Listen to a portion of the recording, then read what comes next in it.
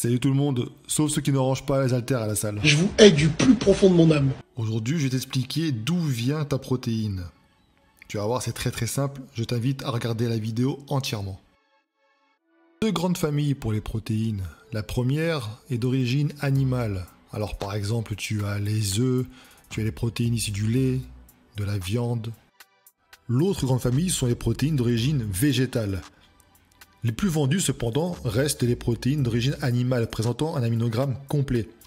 Toutefois, vous pouvez tout de même progresser avec des protéines d'origine végétale. Il est conseillé de ce fait de les mélanger entre elles. La protéine de lait étant la plus répandue et la plus vendue, on va s'y attarder un petit peu. Quand on parle de protéines de lait, en fait, il y en a deux types.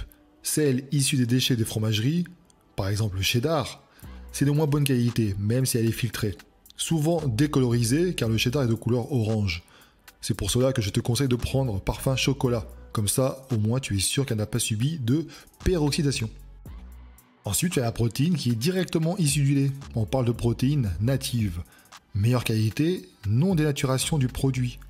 Attention cependant à la méthode de filtration. Et justement, qu'est-ce qu'on filtre? Le lait à la base est composé de la partie caséine, dite protéine lente, et de la partie whey. L'objectif est justement de les séparer.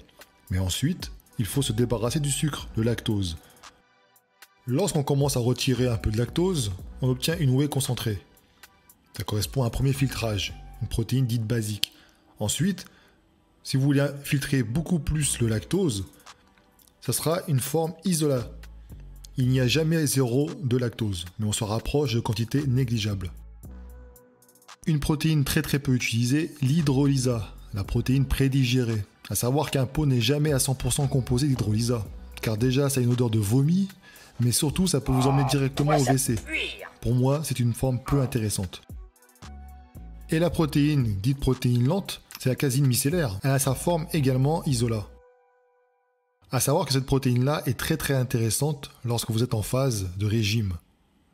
Voilà, donc j'espère que cette vidéo t'aura plu. Si c'est le cas, n'hésite pas à me le faire savoir dans les commentaires. N'hésite pas également à t'abonner sur cette chaîne. Si tu as des questions, je serai là pour te répondre dans les commentaires. Et éventuellement, si tu as aussi des idées de vidéos de ce type, n'hésite pas. Ciao!